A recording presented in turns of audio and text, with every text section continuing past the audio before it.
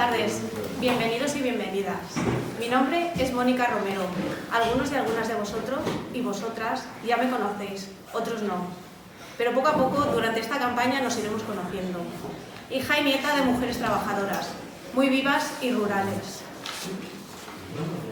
No sé si alguna vez os habéis parado a pensar que todas nosotras, en una, 2 o 3 generaciones a lo sumo, tenemos una mujer rural en nuestro árbol genealógico. Todas nosotras descendemos de una mujer rural, una mujer trabajadora, una mujer viva. Todas vosotras tenéis una historia, historias de vida que nos encantaría poder escuchar una tras otra. Historias que cuentan lo difícil que es ser mujer y vivir en un entorno rural al mismo tiempo. Y historias que nos trasladan al pasado, o a esos años donde la vida rural existía, aunque era muy dura. Historias que narraban el trabajo nunca reconocido, ni mucho menos remunerado, de esas mujeres que trabajan en casa y en el campo o con el ganado. Historias de mujeres cuya aportación económica era siempre una ayuda a la economía familiar, pero no reconocida como pilar importante. Historias de mujeres que después de trabajar en el campo, por la noche cocinaban los almuerzos del día siguiente. Mujeres que se quedaban hasta la madrugada lavando o zurciendo a mano la ropa que traían sus padres, hermanos o maridos del campo, para que al día siguiente estuviera seca y lista de nuevo. Mujeres rurales que nunca dejaron de trabajar, pero ellas, según las estadísticas oficiales, nunca trabajaron. Su trabajo nunca fue reconocido ni remunerado. Mujeres con nombre y apellido que hoy están aquí, mujeres vivas y trabajadoras del medio rural. Estas mujeres se convirtieron en nuestro ejemplo por su coraje para vivir y sin tener conciencia de ello plantaron en nosotras la semilla de la rebeldía ante un mundo que tampoco a nosotras tenía la intención de reconocernos. Gracias a ellas, a esas mujeres que nunca tuvieron apenas nada que no fabricaran con sus manos, hoy estamos nosotras aquí, fuertes y firmes para reivindicar el lugar que nos corresponde y el derecho a elegir aquello que queremos ser. Aquí estamos las mujeres rurales, que todas llevamos dentro. Con esto doy paso a mi compañera Gemma.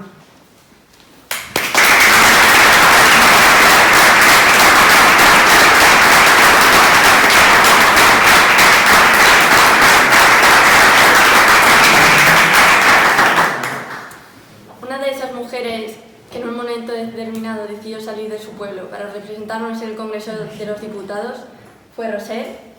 Ella no necesita muchas presentaciones, abogada de profesión, luchadora incansable y defensora de los derechos de nuestra clase. Roser también tiene una vinculación rural, las mujeres de su familia. Mujeres jóvenes que representan el pasado y futuro de la mujer rural y que a día de hoy piden menos burocracia y más ayudas reales. Adelante, Roser.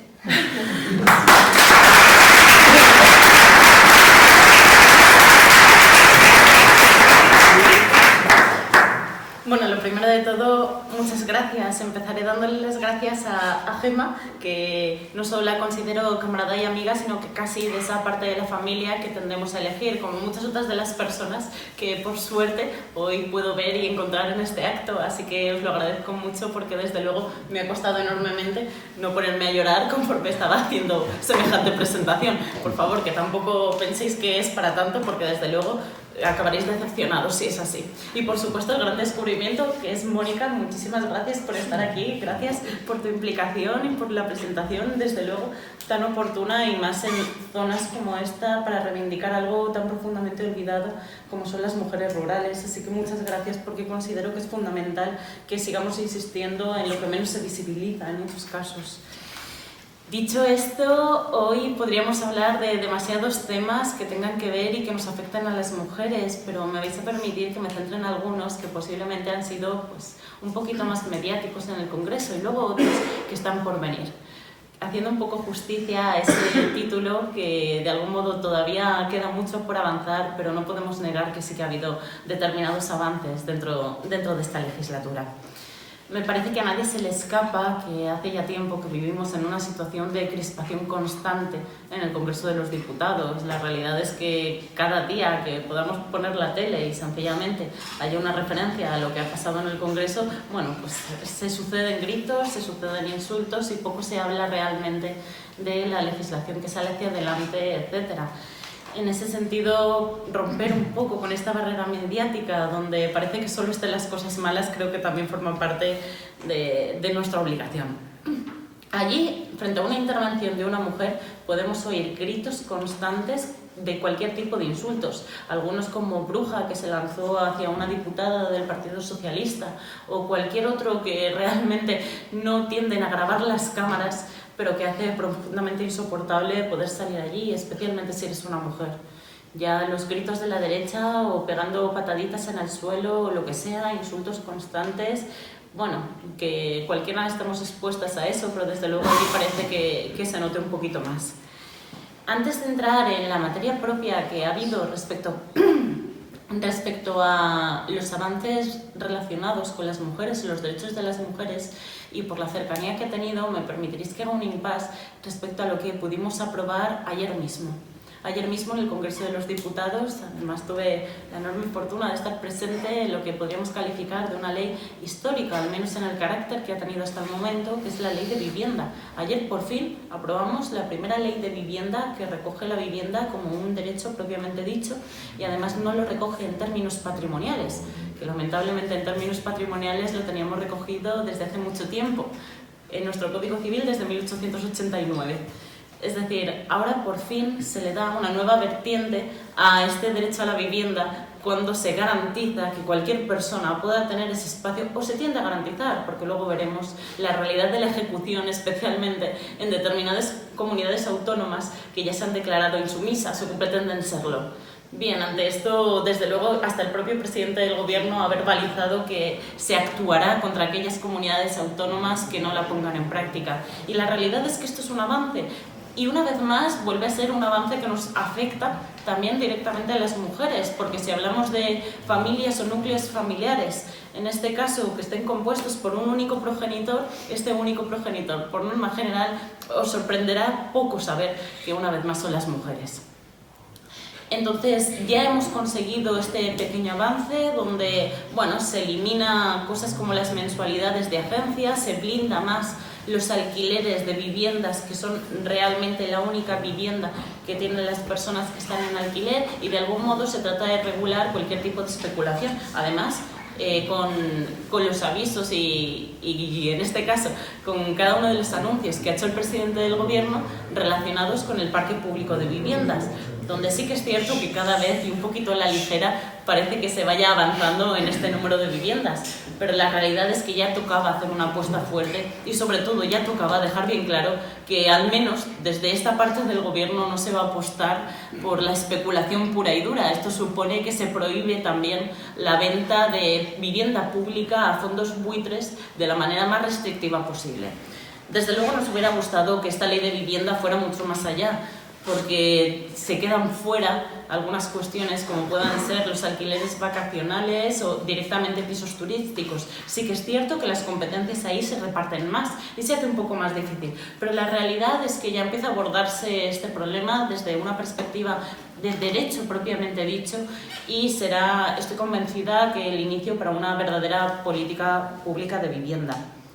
Pero no es la única ley con la que hemos entrado en conflicto o hemos tenido aún más crispación de la normal en el Congreso de los Diputados. Conoceréis también toda la problemática que ha rodeado, y en este caso sí que nos afecta directamente a las mujeres, el tema de la ley del solo sí es sí. Evidentemente ha trascendido todo conflicto existente y sobre todo lo ha hecho porque en algunos posicionamientos ha dividido al Gobierno de coalición. Aquí, si me permitís, de una manera así un poquito resumida, os explicaré que en este caso el Ministerio de Igualdad saca esta ley que se conoce de solo sí es sí, pero que, bueno, básicamente lo que busca es regular la agresión o abuso sexual y además determinar que el criterio por el que se valorará si es una cosa u otra será el consentimiento. Y busca, que es lo que tantas veces he dicho, poner el consentimiento en el centro. Sí que es cierto que de todas las leyes, y esta no va a ser una excepción, se pueden desprender muchas interpretaciones.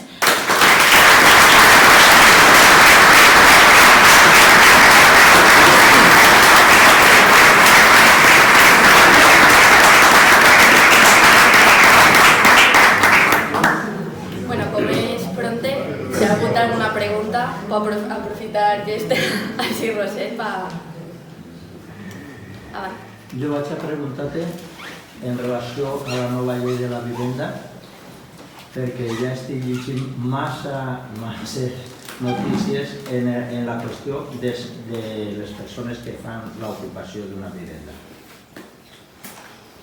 Com està l'assumpte? Perquè ahí n'hi haurà un enfrontament molt fort, perquè si s'ocupa una vivenda d'una persona que només que té aquesta vivenda i aquesta persona, jo te dic per experiència, tarda 6, 7, 8 mesos en poder recuperar la seva vivenda, això abans de fer la nova llei. Ara, què passarà?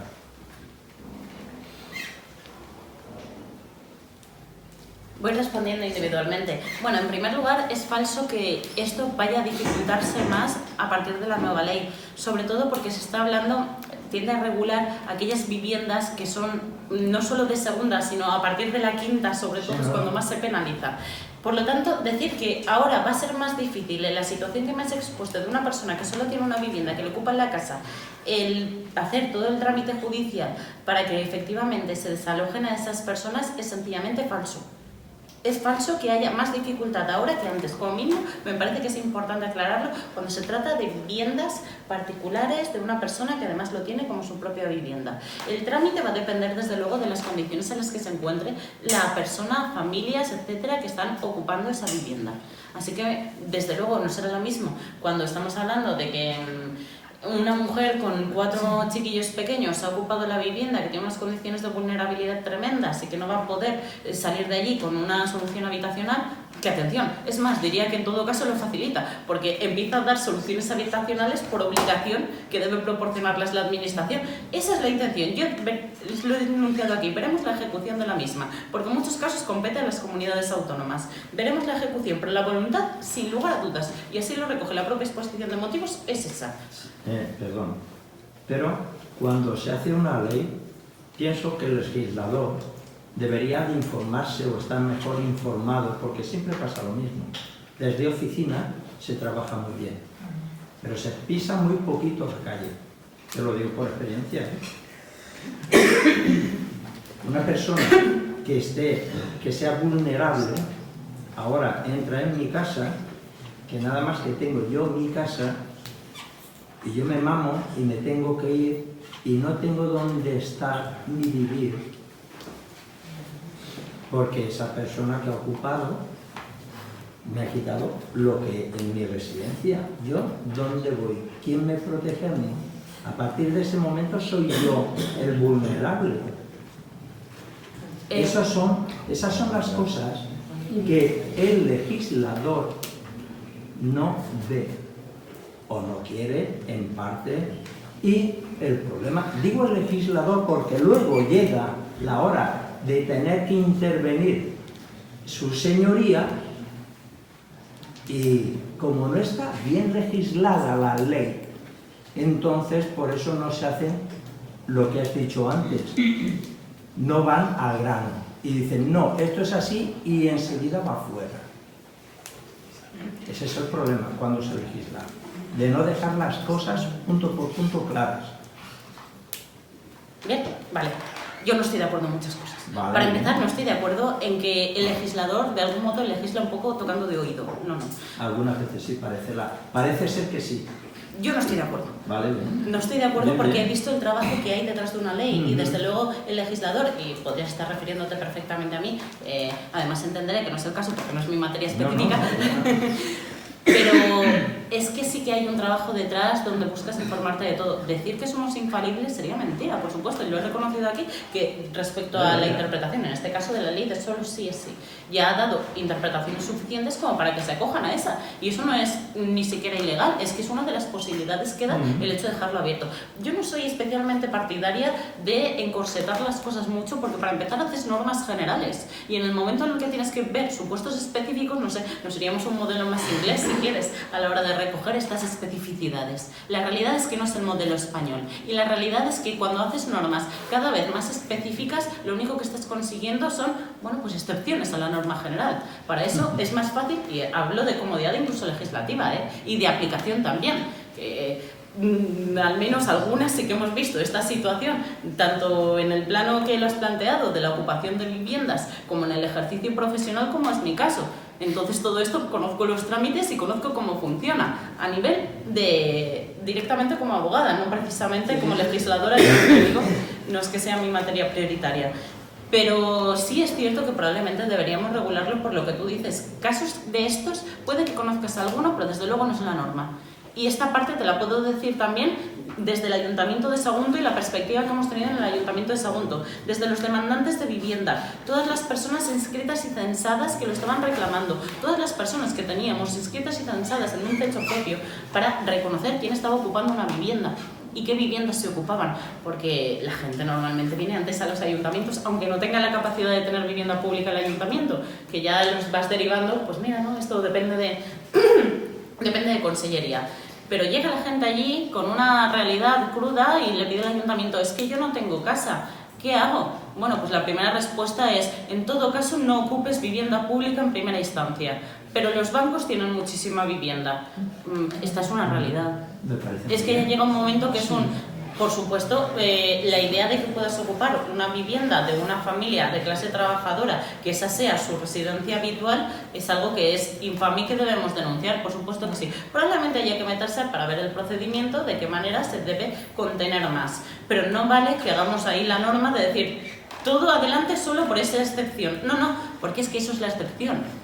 Y es que el Instituto Nacional de Estadística también te dice que eso es la excepción, que la norma es que se ocupen en la mayor parte de los casos de bancos. ¿Por qué? Porque los bancos, para empezar, no se enteran en muchos casos que le has ocupado la vivienda y luego es muy difícil que digan, bueno, pues tengo tantas viviendas y de esa, no sé qué quieran venderla, esa o el bloque entero, pues no empiezan procedimientos judiciales. Por lo tanto, ese caso, en todo caso, es el más excepcional.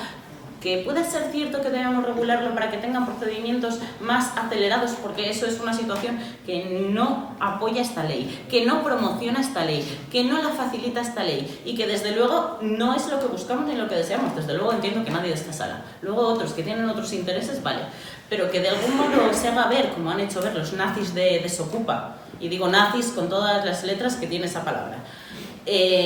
Lo único que estamos hablando es de una familia que está viviendo, y esta es la práctica habitual que hacen, está documentado y de hecho ha sido de lo último que ha salido, como una familia que en este caso podía ser de Vallecas, o era de Vallecas, llevaba no sé si 10 años viviendo en la misma vivienda y no pagaba 2-3 mensualidades. Y entonces van los de Desokupa, los nazis de Desokupa, a tirar la puerta abajo, intimidarlos o lo que quiera que sea para sacarlos de allí. Es que esa es la norma, cuando en realidad lo que te están vendiendo es, no, es que te vas a levantar, vas a ir a por el pan y te van a ocupar la casa. Estadísticamente esto es falso. No es una cosa de que me guste más a mí rebatir este argumento o no. Es una cuestión de que estadísticamente es falso.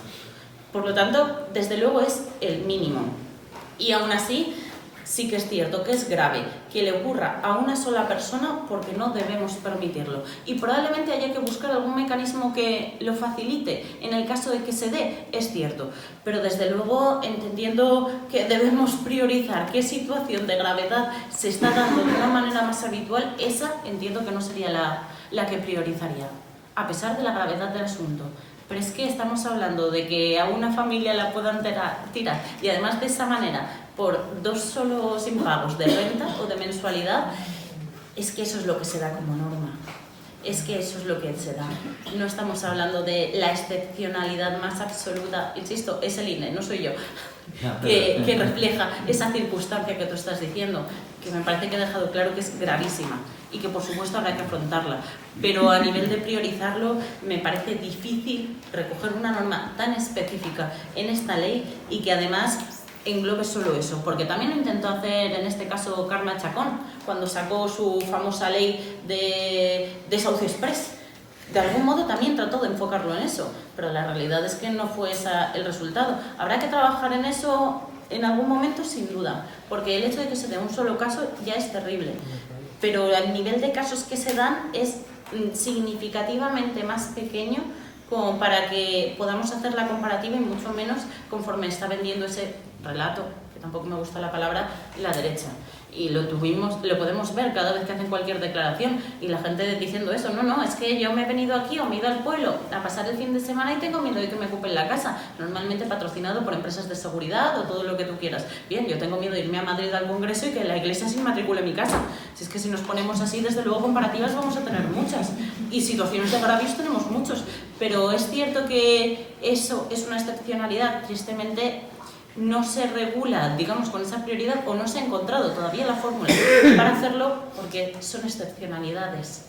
No digo que esté bien, no lo está. Un solo caso, uno solo, en esa situación que has descrito, es terriblemente grave. Pero a nivel de priorizar masivamente la legislación estatal, que por supuesto podríamos hablar de cómo se desarrolla después, que lo hablaremos, no en esta charla, entiendo, no en esta charla, pero sí que habrá que hablar cómo se aplica y cuánto realmente se ejecuta de esto, porque insisto, y de ahí nos podemos encontrar por qué el PNV ha votado en contra de esta ley, por qué el PDeCAT Junts ha votado en contra de la ley de vivienda, porque la gran parte de las competencias que tienen que ver con vivienda la tienen las comunidades autónomas. Entonces habrá que ver también cómo lo desarrollan después. Igual cabe la posibilidad de que en el propio desarrollo que puedan ir haciendo las comunidades autónomas se blinde de algún modo estas cuestiones. Más protección, puede ser. Vamos a ver de qué manera puede protegerse más para que aquellos propietarios individuales no se les ocupe su vivienda habitual. Porque estamos hablando de que no hay solución habitacional, que efectivamente es la vulnerabilidad que se traspasa de sitio. Pero es que no es así, el garante que tiene que existir, y por primera vez creo que al menos se pone por escrito, es que es el Estado quien tiene que garantizar este tipo de viviendas. No me gusta a mí recurrir al, pero es que ya lo recoge un artículo de la Constitución y solo por eso ya es un derecho. No. Hay muchos para empezar, los derechos son ficciones jurídicas, entonces podríamos tener tantos como quisiéramos. Però... Donar la paraula al nostre cap de llista per a les eleccions i per a l'Ajuntament de Quartell, al nostre company Lluís Molina.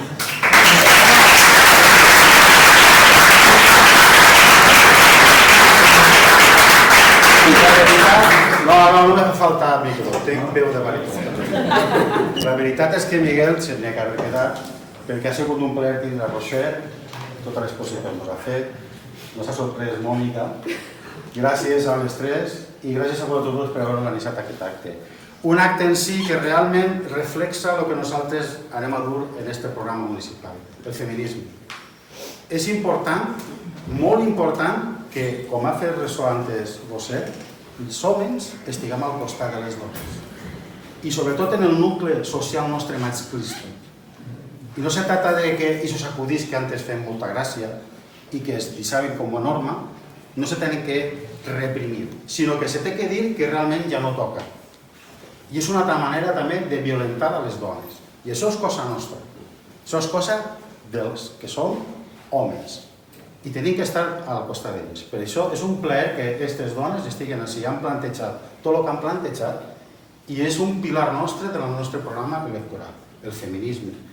El feminisme que realment defensa a totes les persones. El feminisme que realment defensa que tot el món tinga dret. I el feminisme sobretot que les persones puguen sentir-se del gènere que vulguin i que siguin de la manera millor possible per a poder conviure en tot el món. Nosaltres estarem ahí estos 4 anys, no sabeu si entraré. És la sorpresa, pot eixir o no pot eixir. N'hi ha moltes coses que se diuen pel carrer, però bueno, nosaltres anem a treballar, per això tenim el nostre programa ja definit, gràcies també a Francesc, que ja l'ha configurat, i a partir d'ahir anem a treballar. Anem a treballar en aquest aspecte. I l'altre pilar molt important, que també ho va dir Francesc, és el medi ambient. El medi ambient en el nostre lloc, en el nostre territori, en el nostre paisatge, no pot ser que el disseny que se vagi contaminant de la manera que s'està contaminant. I no pot ser tampoc que l'agricultura estiga de la manera que està.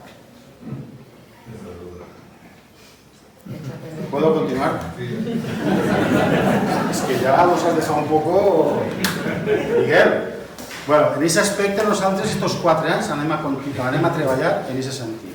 Que realment sigui una ecologia transitòria i realment que, si se'n recordeu, l'escalfament del món, de la Terra, se'n recordeu quan seria això? I pareixia que no ens afectava, pareixia que si te n'anaves al polo nord o al polo sur, n'hi ha un fora, me creme o no me creme, ja, però quan no tinc que pujar allà no m'afecta. I en definitiva, en aquests moments sí que ens està afectant. En el dia a dia, en el que havíem dit antes del menjar. El menjar cada vegada pot ser que estigui més contaminat del que se pensem. I tenim que treballar d'una manera local, d'una manera que cada un pugui ser, que se comprometa realment a que aquesta defensa del nostre paisatge i de la nostra terra siga efectiu. I una altra cosa molt important, des de l'Ajuntament, que ja vosaltres que heu vingut als plenos haveu vist, nosaltres farem i se tenen que fer polítiques realment que abanderen aquesta ecologia i que aquest canvi que s'ha de fer. Molt benvinguts tot el voluntariat que vinga a treballar, però si no hi ha una base legislativa, i això ho sap molt bé la nostra companya, en la que recolze totes aquestes iniciatives, poc anem a poder fer. I després de tot el ventall que hem tingut així d'internacionalisme i de tot, nosaltres no anem a estar en l'immobilisme local. No podem estar en aquest immobilisme. Tenim que estar tractant en la Generalitat, en el País Valencià, en l'Estat. El nucli, el local, realment no pot quedar-se en aquest immobilisme de pensar el meu terme i no me preocupa més, no. El meu terme i més, perquè realment ens afecta a tots. Ens afecta, com acaba de dir així, ens afecta la guerra, ens afecta tot internacionalment. I hem de ser conscients de que tenim que fer una política local, però que no té que ser mai immobilista. Una política que realment expulsa el masclisme, una política que realment expulsa a tots aquests negacionistes que ens estan cada vegada menjant més el coco. Quan estava parlant Roser m'estava recordant de Saramago, de la novel·la La ceguera. M'estava recordant perquè realment és una metàfora de lo que ens està ocorrent. Ens tapen els ulls i pareix que si puc caminar fins que no m'estropesse avant el carro. I nosaltres això ho tenim que parar. A Esquerra Unida, si se presenta, això va parar. No sabem fins on ni com. I sí, en planificació. Nosaltres anem a planificar per a que realment totes les polítiques que desenvolupem així, en este pleno, se puguen arribar a que la gent, el veïnat del poble, tinga un benestar. I l'altre pilar també molt important és el veïnat que acabo de dir. O sigui, totes les problemàtiques casolanes que pugui tindre qualsevol persona és tan important com tot el que nosaltres puguem projectar així en el pleno. I ahí estarem també. I una altra particularitat molt important, que també s'ha fet un poc de referència, tenim que defendre aquesta democràcia, encara que siga com és, encara que per a nosaltres li farem una remodelació, però és en aquests moments, davant l'acoso del feixisme que tenim, de l'única manera que podem enfrontar-nos. Ja vindrà el moment de majories, probablement a lo millor no, però sí que l'actitud nostra té que estar per ahí. Tenim que defendre aquesta democràcia. És l'únic espai que en aquest moment ens deixa comportarnos como lo que som. Gente de bien. Gente de bien, treballadors. Gente de bien, que està tots els dies cotitzant. Gent de bé que patís. I això és el que tenim que fer tots. Treballar. Però treballar també en un compromís que no s'oblidem, el de lluita. Nosaltres, els companys que vos vaig a presentar ara, faran política institucional. Però la política al carrer també té que estar. I això és l'important. Aquesta política que pareix que no té concepte, que pareix que no està amagada, no. Aquesta política és la que és efectiva. La política institucional la veiem tots. I pot estar en aquest cas que pugui ser jo i plasmaré tot el que crea la nostra agrupació. Però la política del carrer, del dia a dia, per això he dit antes, el nostre círcul masclista, reprimir tot el que ens ha que reprimir, que no s'exina, és realment on estarà Esquerra Unida en aquest poble. I per tant, vaig a presentar a gent que realment treballa per el bé comú, que és algo que s'ha oblidat moltíssima gent, i sobretot molts partits. Han treballat sempre i tu más. I això què significa el i tu más? Un personalisme, un partidisme, un individualisme per a poder arribar a lo que tots coneixem en aquest País Valencià. Nosaltres no anarem per aquest terreny, del i tu más. Nosaltres treballarem en el que acaba de dir, en parlar, en dialogar i conèixer les problemàtiques que tinga el veïnat de Quartell. Per tant, vaig a presentar als nostres companys. Ui, que careta m'estàs mirant. Bé, de segona està la nostra companya Gemma.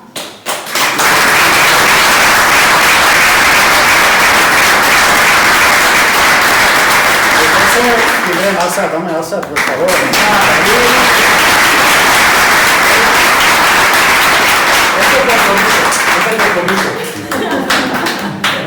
Quarta tenim a Mónica.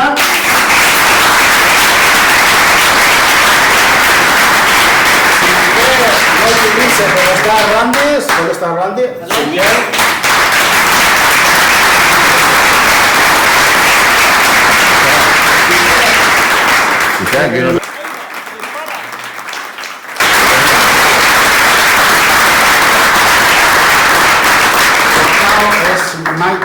Maite, no, perdó. Maite? Mati. Perdoneu, Mati, en l'Oé està el nostre gran petit.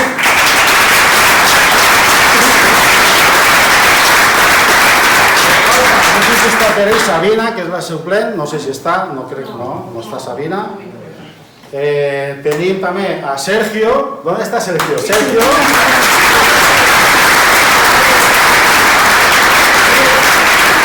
El nostre baró també està en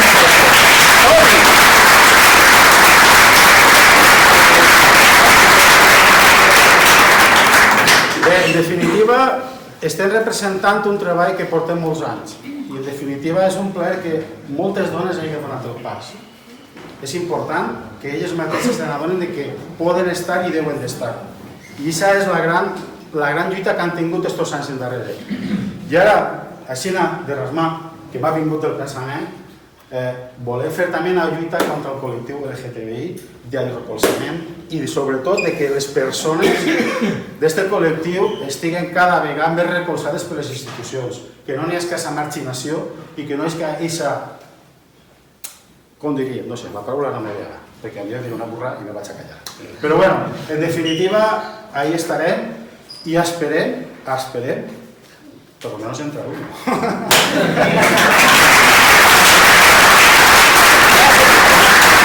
Lluís, bona vesprada. Acabem de fer la presentació de la llista d'Esquerra Unida o Partit Comunista? No, Esquerra Unida endavant. Nosaltres, la immensa majoria de militants estem en el partit, però realment políticament a les institucions estem en Esquerra Unida. Bé, 4 anys més hem estat ahir i ara anem a treballar per a aquests pròxims 4 anys. Com veus tu la teva candidatura? Home, la nostra candidatura està en aquest moment quasi com els últims. En certa manera hem de pensar que el Quartell, el Partit Socialista i el Partit Popular tenen molts seguidors, per dir-ho així, i també el Quartell se vota un poc més també per el que són famílies i està un poc més arraigat. Nosaltres, per supost, traure un consellal, que és el nostre objectiu principal, ja estaríem contents i per almenys tindre veu de l'Ajuntament de Quartell seria el més positiu i el que realment voldríem tindre. Estàs, per dir-ho d'alguna manera, estàs content d'aquests 4 anys de l'última legislatura? Sí, estem contents perquè ha sigut un reflexe de que nosaltres, dins de lo que en certa manera els companys del PSOE han tingut la majoria absoluta, nosaltres hem tingut la nostra identitat, nosaltres hem fet les nostres tasques, hem estat fiscalitzant el que creiem que s'havia de fiscalitzar, com també han recolzat moltes propostes de l'equip de govern. I per aquestes eleccions que ens venen ja, d'ací no res, un meset, què esperem, Lluís? Què esperem? A veure, esperem dins del que és l'Ajuntament i tant al poble de Quartell que realment n'hi hagi una convivència i que realment el veí de Quartell, quan vinga a l'Ajuntament, com fins ara més o menys ha ocorregut, que no se senta desplaçat. N'hi ha que intensificar molt més tot el treball intern, n'hi ha que intensificar molt més l'organització interna, per supost, en qualitat humana i capital humà, que en aquests moments, per aquestes circumstàncies, l'Ajuntament està fent un treball a mitges, perquè no té les suficients persones per a poder treballar o funcionaria per a poder treballar. I això va ser un poc la línia, a banda de que, bueno, després tot el treball que tinguem que fer a nivell de medi ambient, tot el treball que n'hi ha que fer a nivell d'habitatge, que és molt important, tots els habitatges que en aquests moments tenim en el poble, que se'ls pugui donar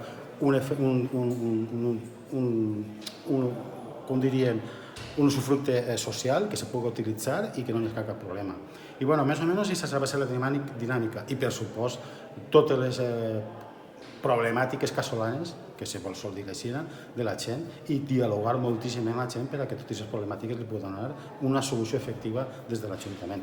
Nosaltres ja hem estat parlant amb els comerços, ja tenim propostes de tots els comerços com què és el que realment ells farien i no farien, i ara anem a fer una ronda en el tema d'associacions, intentar parlar amb les associacions, cridarem, i tota aquella que estigui disposada anar a parlar per a veure realment quines són les propostes que ens faran a nosaltres. Perquè tens clar, Lluís, que el Partit Comunista, Esquerra Unida, com se vulgui dir, fa falta en quarters.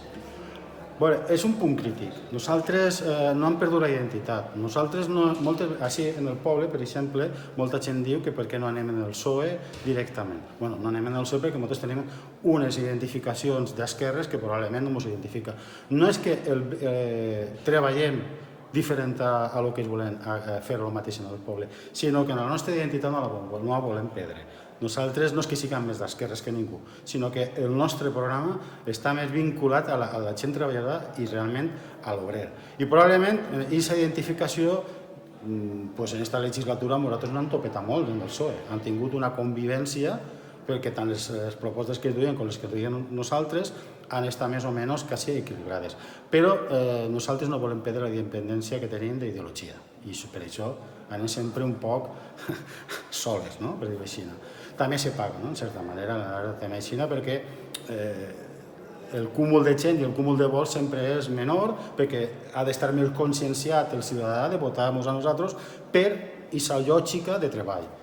Moltes vegades això costa un poc perquè també la gent no és més autocrítica en si per identificar-ho. Però no vol dir això que la gent de Quartell, el que vota, és tan respectable al partit que vota, per supost. Però nosaltres sempre hem treballat d'aquesta manera i considerem que hem de treballar fins que puguem. Potser arribarà un moment en què tindrem que se pot donar el cas. Ara, en aquestes eleccions, potser ve el moment i tenim que aliar-se. Està tot obert, en certa manera. Però ens volem presentar per això, perquè la nostra identitat com a partit no se perdrà. Pues moltes gràcies, Lluís, i seguirem xerrant i un dia d'estos tindrem que tornar a xerrar. Encantat, rei, encantat. Moltes gràcies. Moltes gràcies a tu. Bona nit.